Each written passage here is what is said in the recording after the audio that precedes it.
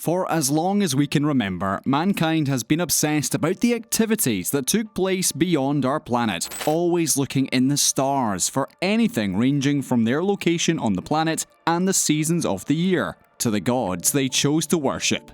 More recently, we have become more obsessed with the existence of extraterrestrial beings and their suspected activities on this planet. We say suspected because 1. We don't have any conclusive proof that they exist, and 2. We also have very little concrete proof that they have somehow made their way to this side of the galaxy. Even the fact that we have never received any visitors from our neighbours in the solar system tells us that the existence of aliens has always been a dubious concept to many of us.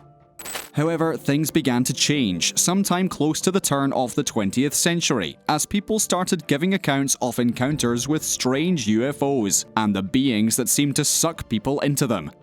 Although most of these people's accounts have been dismissed, what may be troubling about this topic is that it seems that the US government has been keeping some very concerning secrets from us in the Pentagon's secret UFO program. What exactly have they been hiding from us, and why? Are we in danger, or is the Pentagon keeping these details about beings from beyond a secret so that they can be used against us in the future? Join us as we take a look at the Pentagon's secret UFO program.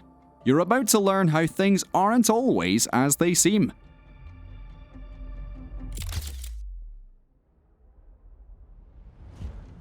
The truth of the matter is that the Pentagon's UFO program has been going on for many years. Albeit we may have limited knowledge of the situation because it's been lurking within the shadows of the US government for years. In fact, it seems like it's been in existence long before the discovery of the missing $22 million from the $600 billion annual Defense Department budget. Apparently, on the behest of Harry Reid, a big believer in everything concerning UFOs, and once he was able to, he managed to begin and fund this mysterious program back in 2007. With his close friend and fellow UFO enthusiast, Robert Bigelow, most of the money the pair were able to pull together initially went to the funding of an aerospace research company. However, it seems like the program also delved into the investigation of unidentified flying objects, or UFOs, something that the Defense Department never acknowledged. After all, they weren't even making the entire program public as well. However, the reports of these UFOs, interviews with people who participated in the program, and other records point to the fact that the US Defense Department was well aware of this program. Either way, the work carried out by Bigelow helped produce documents which described the sighting of aircrafts that seemed to move so fast those who witnessed it were confused, especially because they showed no signs of propulsion. Even weirder, some of them even hovered inexplicably without any means of apparent lift. Spooky, right? These documents also included videos that were recorded when American military aircrafts come in contact with some of these UAPs. Perhaps the most interesting of these encounters include the recording of a large white oval object that seemed to be about the size of a commercial plane, which was being chased by 2 fighter jets off the coast of San Diego back in 2004. Understandably, this gave credence to the work carried out by Reid and his collaborators, as this provided proof that there must be something out there. That being said, the program attracted a host of detractors, despite what seemed to be concrete evidence that all may not be as it seemed. For example, Sarah Seeger, an astrophysicist at MIT, was eager to warn people to remain vigilant in the face of this so-called evidence. Although she wasn't necessarily referring to the merits of the program per se, she warned that just because we couldn't confirm the origin of an object doesn't automatically mean that its origin lies outside Earth. After all, as she went on to say, when people claim to observe truly unusual phenomena, sometimes it's worth investigating seriously, she said. But, she added, what people sometimes don't get about science is that we often have phenomena that remain unexplained. Considering that whispers of the program had gotten to the public, the Pentagon eventually acknowledged the existence of the program. However, although they revealed that it was initially part of the Defense Intelligence Agency, The same officials went on to explain that this program only lasted about 5 years, as it came to an end in 2012, after claiming that there were other more important things that required funding. Despite this assertion, important members of the program, such as Luis Elizondo, the former Pentagon intelligence officer in charge of investigating these extraterrestrial incidents, claimed that what actually happened was that government funding was replaced by funding from the Navy and the CIA, and as such, these extraterrestrial investigations still carry on to this day. Apparently, they've been building on the investigation that was being carried out on UFOs and UAPs for many decades in the United States of America. In fact, as far back as 1947, barely 2 years removed from the horrific global conflict that was World War II, the Air Force had already begun a series of investigations concerning more than 12,000 supposed UFO sightings. Although the investigations came to an end in 1969, the project included a study which was called Project Blue Book. Initiated in 1952, this study included the sightings of stars and other objects found in the sky. Of these objects, it was determined that about 701 of these objects found up there couldn't be given any explanation.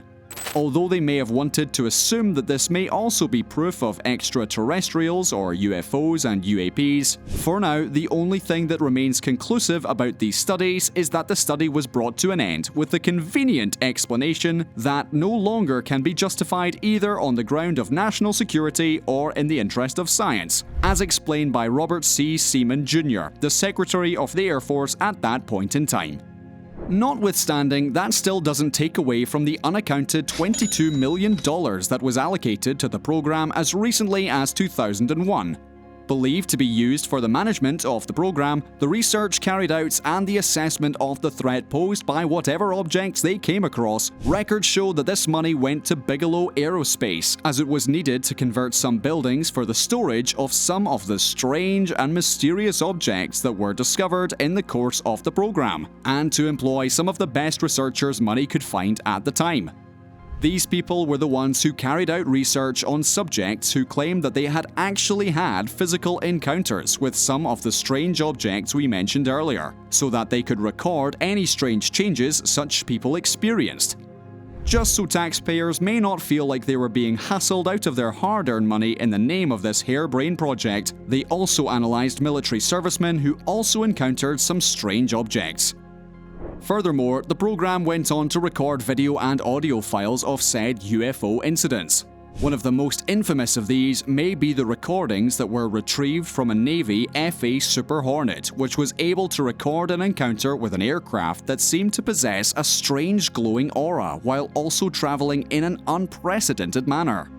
Hurtling through the skies at high speed while also rotating in a similarly accelerated speed, even the recordings displayed how shocking this encounter was to the pilots who witnessed this strange phenomena. Even stranger, these pilots recalled that it wasn't just one aircraft. Instead, it was actually a whole fleet of them. Alas, it appears that the Defense Department has been eager to keep the details of this incident hidden, as they have refused to release where and when this event happened. This attracted much criticism from Bigelow, who is noted to state that, internationally, we, the US, are the most backward country in the world on this issue.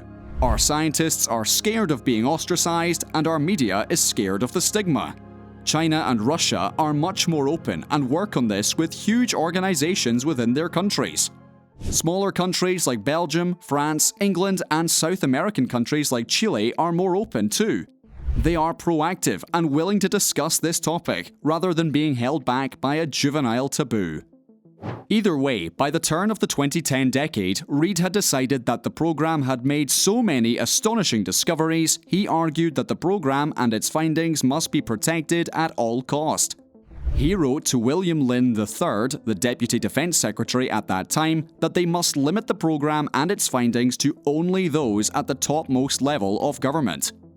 However, it seems as though Reid's Restricted Special Access Program designation was ultimately declined, and that's after the Pentagon wrote a report detailing the assertion that this finding proves that science fiction has now become fact, and that the US may not be able to protect itself against some of these discoveries if they go public. Even Elizondo shared this belief in his resignation letter. He stated that the many accounts from the Navy and other services of unusual aerial systems interfering with military weapon platforms and displaying beyond next-generation capabilities. Apparently, he grew increasingly frustrated about the limitation of the space program, and he had hope that there remains a vital need to ascertain capability and intent of these phenomena for the benefit of the armed forces and the nation. As such, you can understand how some of these officials are now doing all they can to continue with these ventures on their own. For example, Elizondo and some other members of the Defense Department have entered into a new commercial project named To the Stars Academy of Arts and Science, so that they can raise money to further this study away from the so-called secretive Pentagon UFO program.